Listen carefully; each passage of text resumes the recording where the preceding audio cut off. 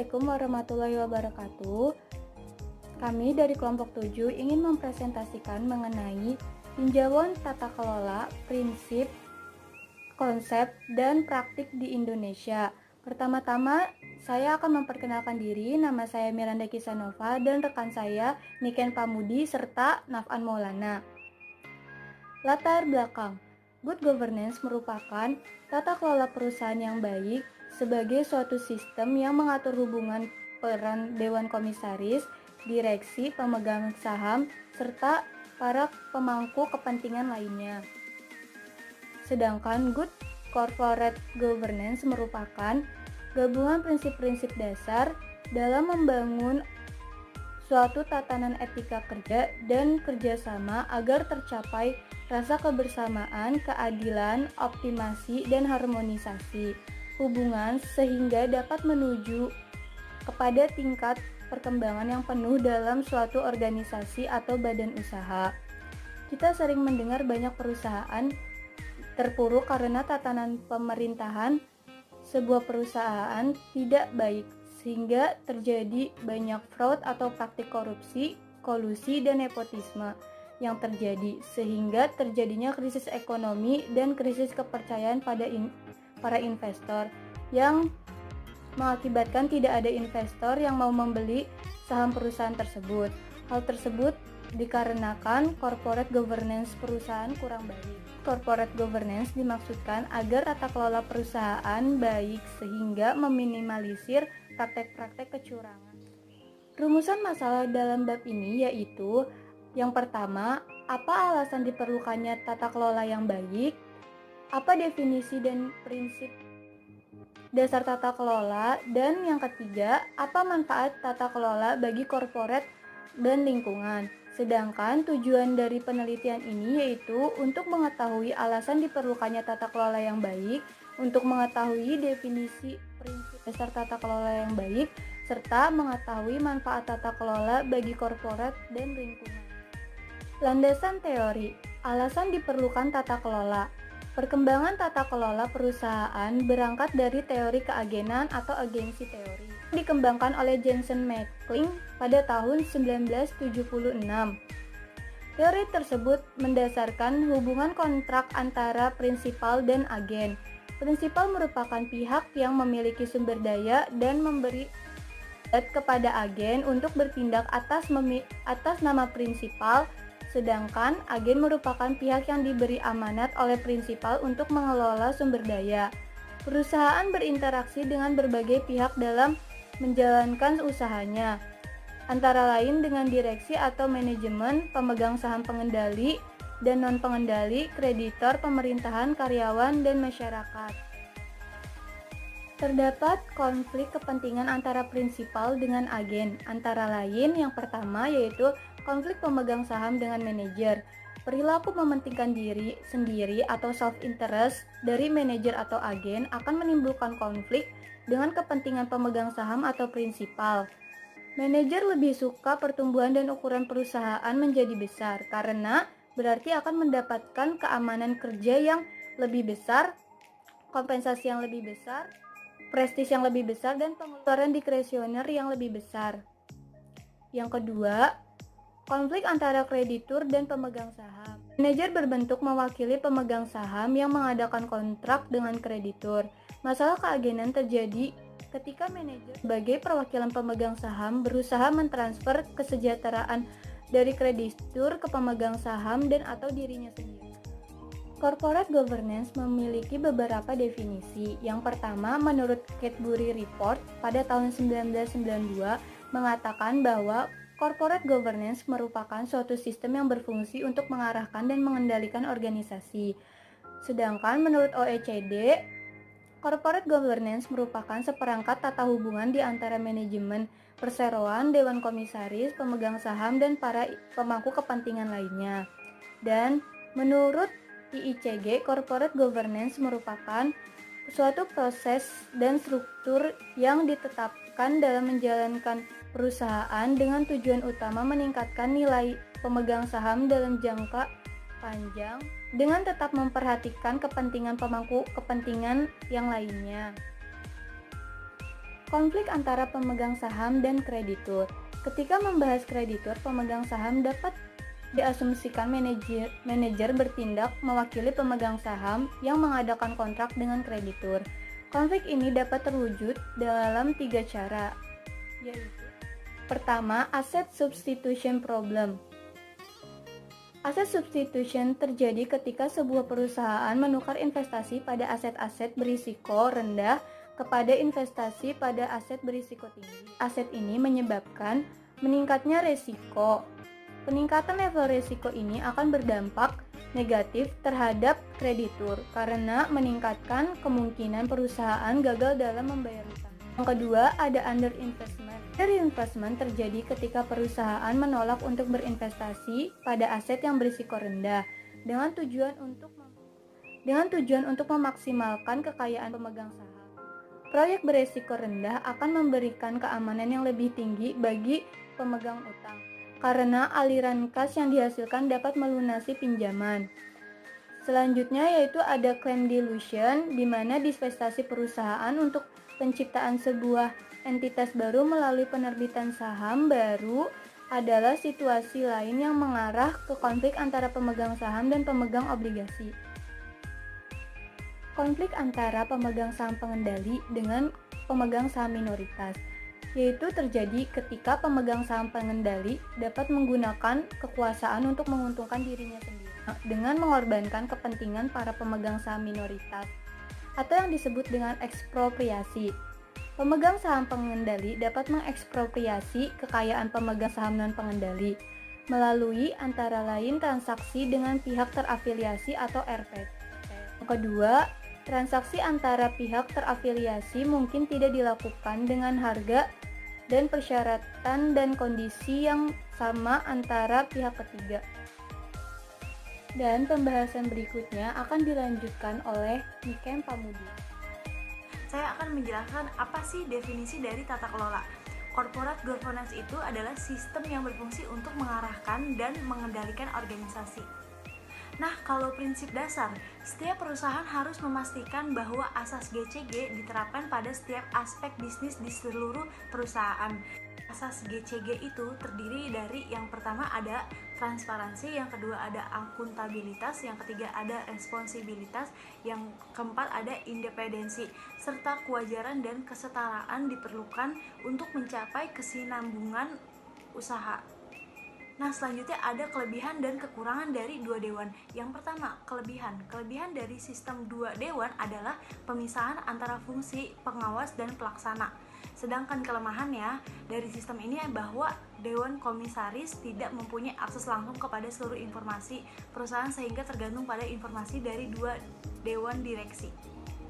Selanjutnya ada 6 prinsip corporate governance yang efektif. Prinsip yang pertama, menjamin kerangka dasar corporate governance yang efektif. Prinsip kedua, hak-hak pemegang saham dan peran kunci kepemilikan saham. Prinsip ketiga, ada perlakuan yang adil terhadap pemegang saham. Prinsip keempat, peranan pemangku kepentingan dalam corporate governance. Prinsip kelima, keterbukaan dan transparansi. Prinsip keenam, ada tanggung jawab dan dewan. Manfaat tata kelola bagi korporat dan lingkungan. Jika perusahaan menjalankan prinsip-prinsip CG sebagaimana dijelaskan di muka, maka yang pertama, tingkat informasi asimetri antara prinsipal dan agen akan berkurang serta terdapat pengarahan dan pengawasan yang efektif terhadap agen. Yang kedua, kemungkinan berbagai konflik kepentingan antara prinsip dan agen yang merugikan prinsip akan semakin berkurang. Berikutnya adalah penilaian tata kelola korporat Indonesia oleh Bank Dunia. Latar belakang. Corporate governance telah diadopsi sebagai salah satu dari 12 best practice standar oleh masyarakat keuangan internasional. Bank Dunia melakukan penilaian atas praktik CG di suatu negara berdasarkan prinsip-prinsip corporate governance OECD. Penilaiannya adalah bagian dari program Bank Dunia dan International Monetary Fund atau IMF sehubungan dengan ROSC. Kemudian tujuannya adalah untuk mengidentifikasi kelemahan yang dapat menyebabkan kerentanan ekonomi dan keuangan suatu negara. Hal ini dilakukan dengan mengevaluasi kerangka hukum dan peraturan suatu negara yang terkait dengan prinsip CG OECD. Kemudian metodologi penelitian. Di Indonesia pada tahun 2010, penilaian ini dilakukan berdasarkan diskusi teknis dengan Bapepam LK, Bank Indonesia, Departemen Keuangan, Komite Nasional Governance, Kementerian Negara BUMN, Indonesia Stock Exchange, serta KSEI, kemudian Company Registry, Asosiasi Reksadana Indonesia, kemudian Asosiasi Emiten Indonesia. Struktur instrumen Detailed Country Assessment atau DCA adalah alat yang dikembangkan oleh Bank Dunia untuk melaksanakan penilaian tata kelola perusahaan ROSC. DCA menggunakan OECD metodologi untuk menilai pelaksanaan prinsip CG OECD. Hasil penilaian terhadap Indonesia dan perbandingannya terhadap negara ASEAN lainnya. Yang pertama yaitu nilai dari pencapaian. Menurut ROSC, penilaian yang telah diraih Indonesia adalah bahwa Bapepam LK secara terus-menerus mendorong penerapan sebagai peraturan untuk perlindungan yang lebih baik lagi bagi investor. Kemudian dilihat dari hambatannya. UPT yang baru telah menjelaskan tugas pokok anggota Dewan Komisaris. Namun Dewan Komisaris masih belum melaksanakan fungsi penting yang disyaratkan oleh OECD CG Principles. Misalnya dalam proses pemilihan Dewan Komisaris dan direksi. Kemudian pada tahun 2010, Bank Dunia menilai bahwa proses pemilihan auditor eksternal di Indonesia belum diatur dengan jelas. Auditor eksternal tidak memiliki kewajiban yang jelas kepada pemegang saham atau perusahaan. Dilihat dari penilaian adalah hal ini dilakukan berdasarkan hukum dan praktik di Indonesia dibandingkan dengan prinsip OECD. Kemudian langkah ke depan. Pemerintah juga harus meninjau mengenai penawaran tender dan aturan delisting serta peran PPAJP dan pengawasan terhadap akuntansi dan auditing. Analisis yang lebih mendalam mengenai tata kelola perusahaan pada BUMN juga harus dipertimbangkan. Kemudian penilaian berdasarkan ASEAN CG Scorecard dari ASEAN Capital Market Forum. Latar belakang. Inisiatif tata kelola perusahaan ASEAN adalah salah satu dari beberapa inisiatif integrasi pasar modal regional dari ASEAN Capital Market Forum. 6 negara ASEAN yaitu Indonesia, Malaysia, Filipina, Singapura, Thailand, dan Vietnam setuju untuk berpartisipasi dalam inisiatif ini. Kemudian metodologi penelitian. Penilaian dilakukan terhadap 100 perusahaan publik terbuka di masing-masing negara berdasarkan nilai kapitalisasi pasar. Struktur instrumen. Instrumen penilaian terbagi menjadi dua level yaitu level 1 dan level 2. Level 1 terdiri dari 185 item dan dibagi menjadi 5 bagian sesuai dengan prinsip-prinsip OECD. Kemudian level 2 berisi 11 items bonus dan 23 items hukuman atau penalti. Hasil penilaian terhadap Indonesia dan perbandingannya dengan negara ASEAN lainnya. Pada tahun 2012, IICD rata-rata nilai tata kelola perusahaan adalah 43,4 dengan nilai maksimum sebesar 75,4 dan nilai minimum adalah 20,8 pada tahun 2013. Rata-rata nilai mengalami peningkatan menjadi 54,6 dengan nilai maksimum 82,3 dan nilai minimum 31,4. Nilai rata-rata ini tergolong rendah. Alasan untuk skor rendah ini yang pertama adalah sebagian besar praktik tata kelola perusahaan yang tercakup dalam ASEAN CG Scorecard bersifat sukarela, sedangkan perusahaan publik di Indonesia cenderung hanya menerapkan item yang wajib saja. Kemudian yang kedua, beberapa praktik kelola perusahaan diwajibkan oleh regulator tetapi tidak semua perusahaan publik melaksanakan keharusan tersebut. Contoh kasus GCG oleh Jam Sostek. Jam Sostek merupakan salah satu perusahaan yang bergerak di bidang jasa dalam pemberian asuransi dan perlindungan tenaga kerja yang berbeda dengan hukuman pelanggaran HAM ringan. Siapa sangka bahwa perusahaan sekelas ini ternyata ditemukan banyak melakukan bentuk pelanggaran yang tidak sesuai dengan GCG. Adapun bentuk pelanggaran tersebut antara lain adalah sebagai berikut. Yang pertama, Jam Sostek membentuk dana pengembangan program jaminan hari tua atau JHT sebesar 7,24 triliun yang tidak sesuai dengan peraturan pemerintah nomor 22 tahun 2004. Jam Sostek kehilangan potensi iuran karena terdapat penerapan tarif program yang tidak sesuai dengan ketentuan. Pada laporan keuangan 2011, potensi penerimaan jam sostek yang hilang mencapai 36,5 miliar karena tidak menerapkan tarif jaminan kecelakaan kerja sesuai dengan ketentuan. Kemudian, BPK menemukan jam sostek belum menyelesaikan aset eks investasi bermasalah, yaitu jaminan medium term notes atau MTN. Adapun aset yang belum diselesaikan adalah tanah eks jaminan MTN PT Sabta Pranajaya senilai 72,25 miliar dan aset eks jaminan MTB PT Volgren Indonesia. Adanya bentuk pelanggaran ini kini membuat jam sostek tidak diperkenankan lagi memberikan jasanya dan saat ini dialihkan ke BPJS Ketenagakerjaan sebagai badan yang ditunjuk pemerintah dalam memberikan layanan perlindungan terhadap tenaga kerja melalui jaminan pensiun dan jaminan hari tua. Pembahasan kasus PT Jam Sostek. Jam Sostek sebagai pemberi asuransi dan tenaga kerja seharusnya menerapkan seluruh asas GCG dengan tujuan untuk mencapai tujuan dari sebuah organisasi. Jam Sostek telah melanggar asas GCG di mana tidak responsibility dalam menerapkan aturan di dalam organisasi. Banyak peraturan yang tidak sesuai dengan ketentuan yang telah ditetapkan oleh pemerintah. Salah satunya yaitu membentuk dana pengembangan program jaminan hari tua sebesar 7,24 triliun yang tidak sesuai dengan peraturan pemerintah nomor 22 tahun 2004. Sehingga banyak potensi yang bisa dikenakan sanksi atau tidak diberikannya dana dari pemerintah kepada PT Jam Sostek ini. Kemudian kritisi, subjeknya adalah responsibility. Kritisi poin pertama adalah Jam Sostek membentuk dana pengembangan program jaminan hari tua sebesar 7,24 triliun yang tidak sesuai dengan peraturan pemerintah.